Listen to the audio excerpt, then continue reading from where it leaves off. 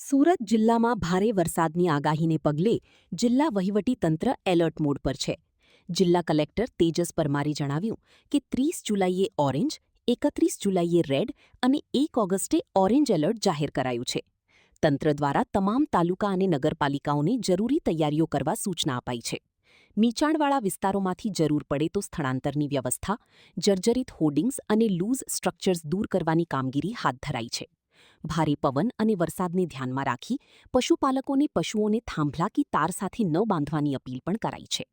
કલેક્ટરે નાગરિકોને માત્ર અધિકૃત હવામાન માહિતી પર વિશ્વાસ રાખવા, અફવાઓથી દૂર રહેવા અને અનિવાર્ય કામ સિવાય બહાર ન નીકળવાની અપીલ કરી છે. એક નિમ્ન હવાનું દબાણ જે બંગાળની ખાડીમાં ઉપસ્થિત થયું હતું તે તેજ ગતિથી ગુજરાત તરફ વધી રહ્યું છે અને તેના કારણે આજે ઓરેન્જ એલર્ટ, આવતીકાલે રેડ એલર્ટ અને 1 તારીખે ફરીથી ઓરેન્જ એલર્ટની ભારે પવન સાથે વરસાદની આગાહી સુરત જિલ્લામાં કરવામાં આવી છે. તે સંદર્ભે સુરત મ્યુનિસિપલ કમિશનર દ્વારા તમામ તૈયારી કરી દેવામાં આવી છે. સાથે સાથે જિલ્લાની અંદર જિલ્લા વિકાસ અધિકારીશ્રી દ્વારા પણ તમામ તાલુકા વિકાસ અધિકારીઓને એલર્ટ કરવામાં આવ્યા છે. એ સાથે સાથે પ્રાંત અધિકારીશ્રી અને મામલતદારશ્રીઓને પણ એલર્ટ કરવામાં આવ્યા છે. તે પૈકી નીચાણવાળા વિસ્તારોમાં જ્યાં પાણી ભરાવાની શક્યતા રહે છે ત્યાંથી સ્થળાંતર કરવા માટેની સૂચના આપવામાં આવી છે. સાથે સાથે આ વખતે ભારે પવન પણ સાથે આવવાની શક્યતા છે. તેથી જેટલા પણ લૂઝ સ્ટ્રક્ચર્સ છે તેને પણ ઉતારી દેવા માટે, હોર્ડિંગ્સ ઉતારી દેવા માટે તમામ નગરપાલિકાઓને પણ જાણ કરવામાં આવી છે.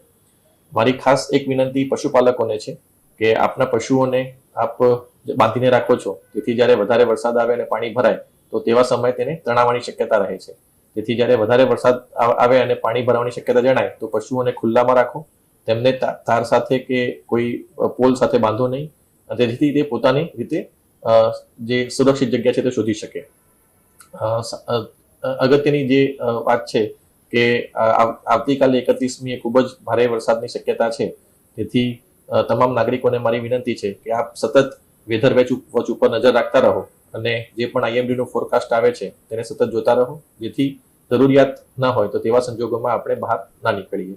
એટલે આપણે જે અત્યારે સમગ્ર તંત્ર દ્વારા તમામ તૈયારી કરી દેવામાં આવી છે, પરંતુ નાગરિકોને પણ મારી એ જ વિનંતી છે કે આપ પણ સચેત રહો અને સાવધાની પૂર્વક આપણે આ જે 2 દિવસ જે ભારે વરસાદની આગાહી છે તે દરમિયાન કોઈ પણ પ્રકારનો અનિચ્છનીય બનાવ ન બને તેની પણ આપણે સૌ તકેદારી રાખીએ. અત્યારે હાલ આપણે કોઈ જાહેરાત સ્કૂલ અને કોલેજ અથવા એના માટે નથી કરતા, પરંતુ આજે સાંજે જે પ્રમાણે પ્રેડિક્શન ફરીથી આવશે અને જે ફોરકાસ્ટ આવશે તે પ્રમાણે આપણે નિર્ણય કરવામાં આવશે.